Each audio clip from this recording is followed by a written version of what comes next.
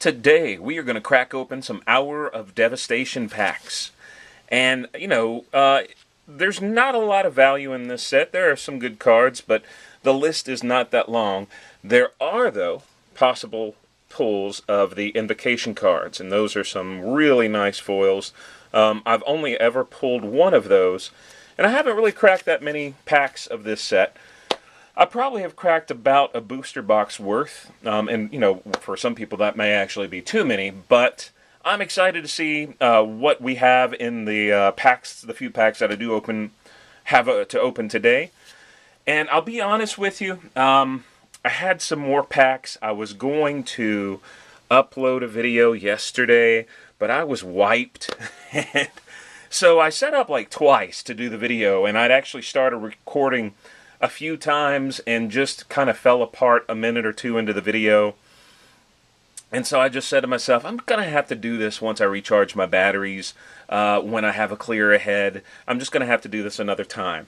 So I put the equipment away, and to be honest, the crack itch didn't quite get scratched. And so I thought, I've got a lot of packs. It's late, but it's not that late. I'm just going to go ahead and open some. So off camera, I opened some, and so I want to show you what I pulled from the 6 that I opened yesterday. Nothing great, but there's some, some playable cards anyway. We got here Abandoned Sarcophagus, which would be good for if you have the cycling mechanic that you use. Honestly, I don't play the cycling mechanic that much, but technically it's still in standard until rotation, which is happening quite soon at the filming of this video, and I don't know if cycling will come back or not. God Pharaoh's Gift I already had. This was actually something that I had in a previous zombie deck, in a commander deck I had built, and never really played with this card because look at that mana cost, 7. Pretty steep, but I guess if you can get it firing, 4/4 black zombie token is not a bad token to create. Got here the Scavenger Grounds, which people like this card more than I understand. This is tap to add just a mana, a generic mana to your mana pool. You can also tap and pay 2 to sacrifice a desert and exile all cards from all graveyards. Now, I guess if I played deserts, this would be a more appealing card, but I don't. This was my best pool of last night. This is going to be Nimble Obstructionist.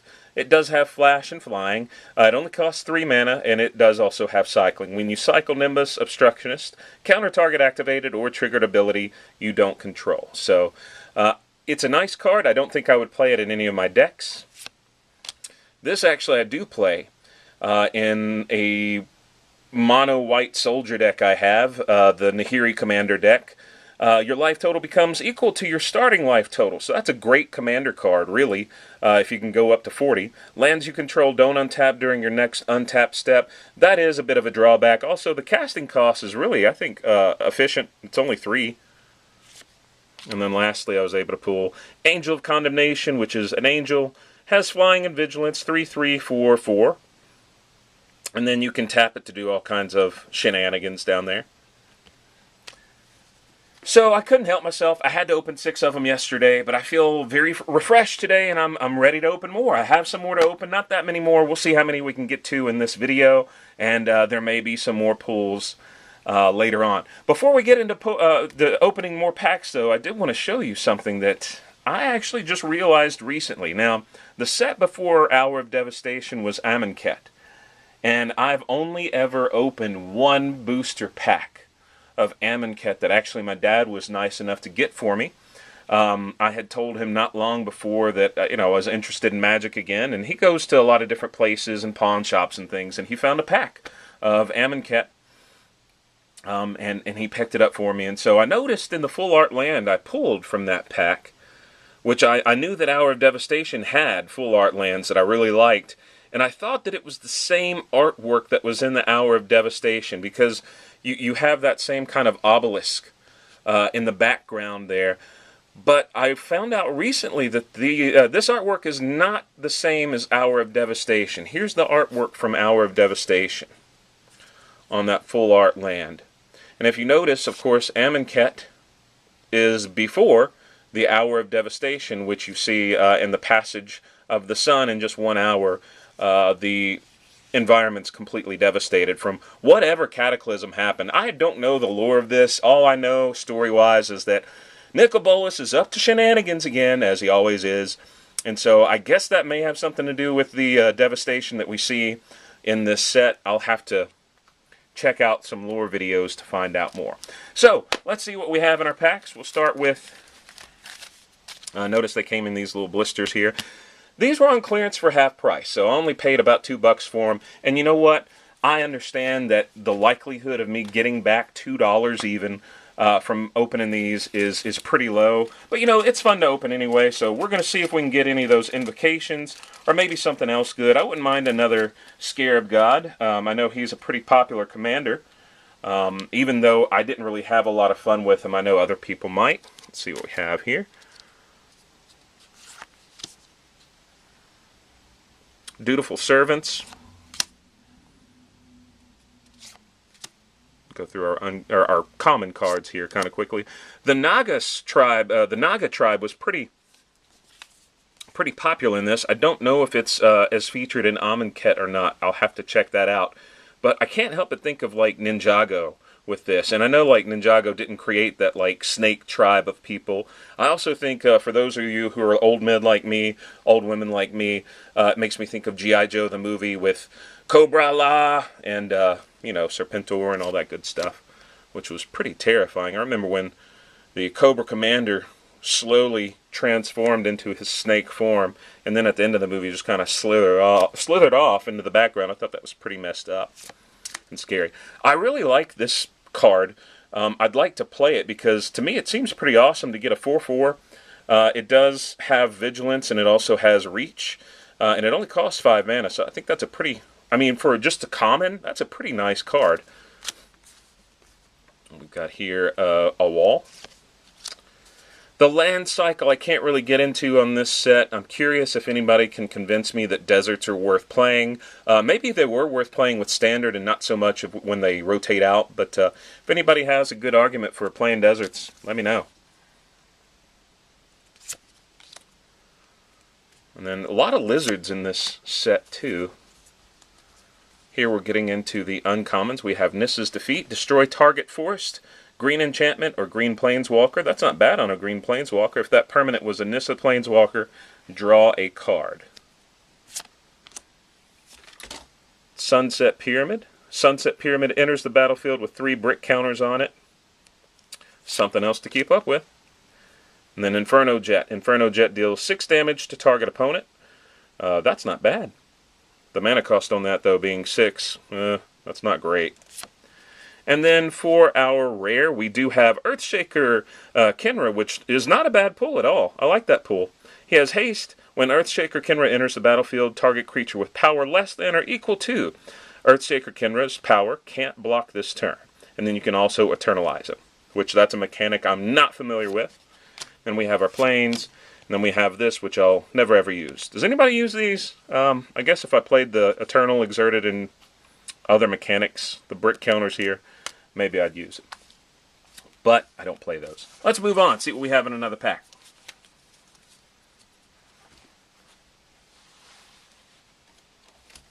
Takes me just a moment to open these since they're sealed in that cardboard so it can hang from the wall. Alright, we've got here Kindled Fury, Spellweaver Eternal, which I like the artwork on that. Dauntless Aven, Grizzly Survivor, Ambushade,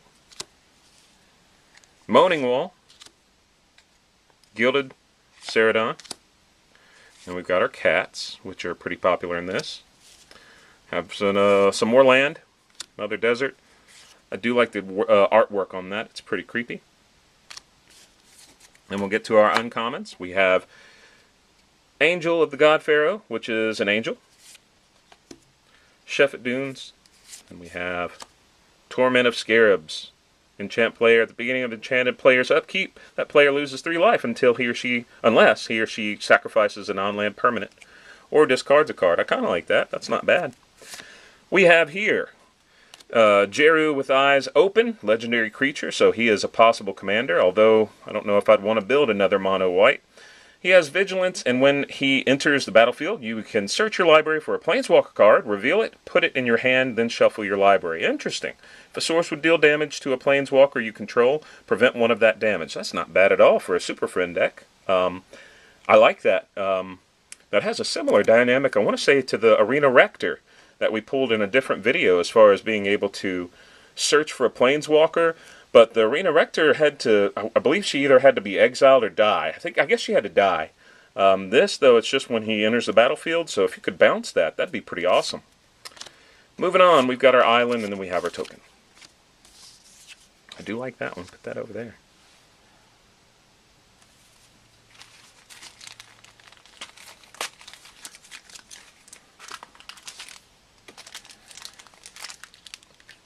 Let's put my other rares over here too, so I can keep up with them.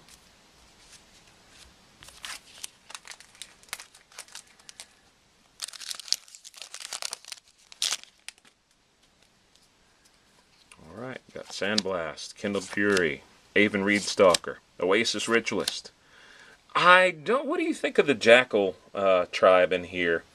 I do know that there are some mummies, that it's obvious that they're mummified Jackal tribe. And if we hit that card, I'll try to point it out, but it looks kind of goofy to me. Here we've got another Jackal Warrior. Scrounger of Souls, which is pretty intense artwork there. It's got kind of some Slenderman action on it. Got Jero's Renunciation. Unsummoned, classic, but with new artwork. Desert of the Glorified. Alright, what do you think of these dual cards? I have never played one of these. I think I understand how it works, but I don't really get if there's a good appeal to doing this or not. Maybe some of you could sell it to me. This is going to be farm to market, destroy target attacking or blocking creature, and then the aftermath is to draw 2 cards, then discard 2 cards. I don't really see how that's great. Quarry Beetle, I actually like this one. When Quarry Beetle enters the battlefield, you may return target land from your graveyard to the battlefield. That's nice. That would be actually good for an Omnath deck.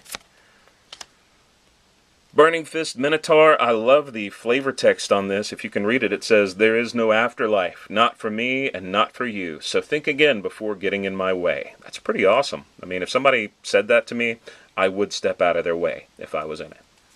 And we have here, Refuse to cooperate. Refuse deals damage to target spell's controller equal to that spell's converted mana cost. And then we've got Aftermath. Copy target instant or sorcery spell.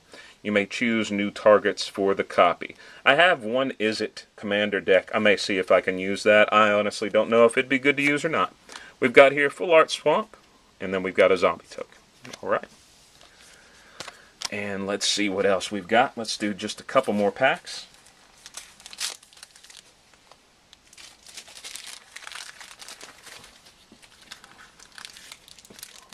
Okay.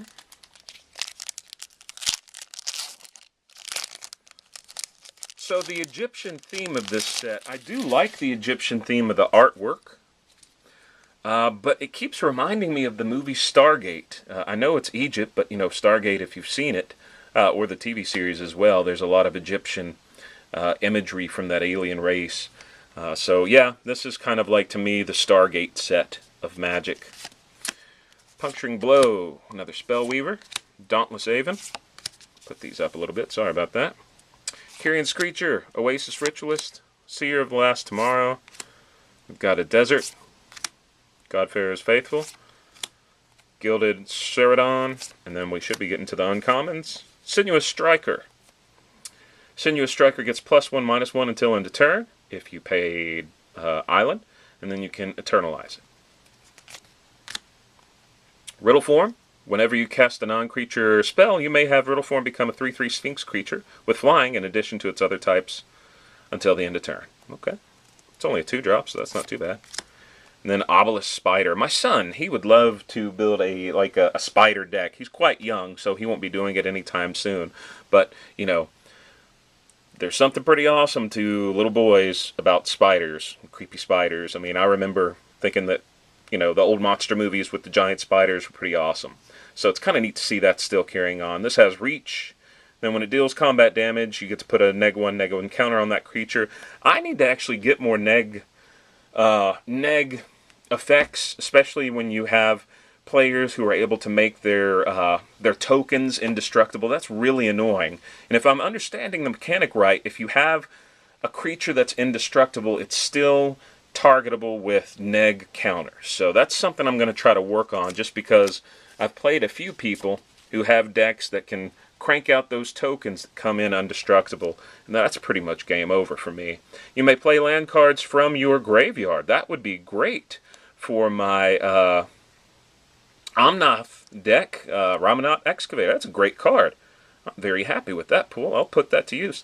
And the artwork's pretty awesome. That's straight out of Cobra Law right there.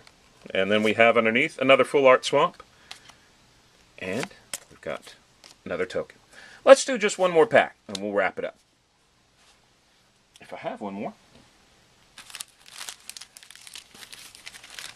Yep.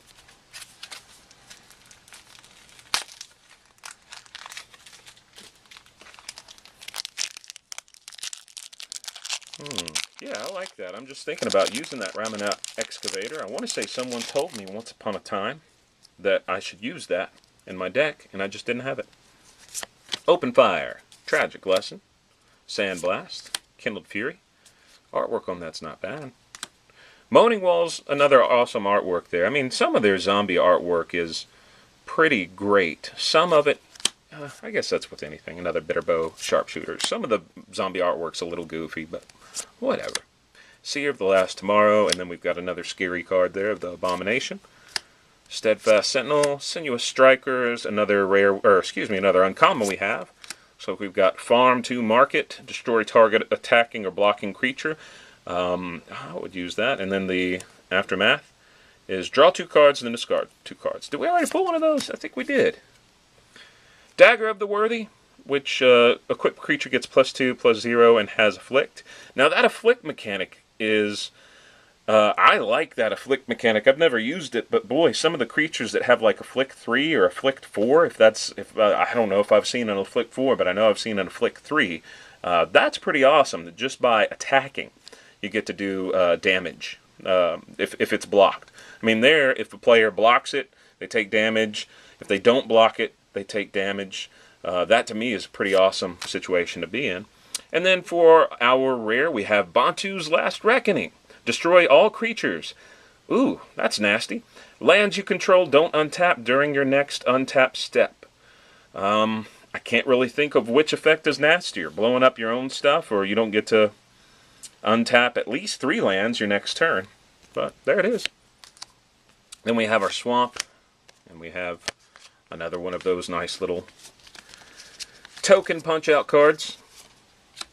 And I tell you what, I think we've got time. We've got a couple minutes. And I've got a little bit of battery juice left. Let's do one more pack. Then I'll really be done this video. I want to save some for another day. Or until I get that crack itch again. And by crack itch, you know I mean cracking packs, I hope, right? I hope no one watching has the other kind of crack itch.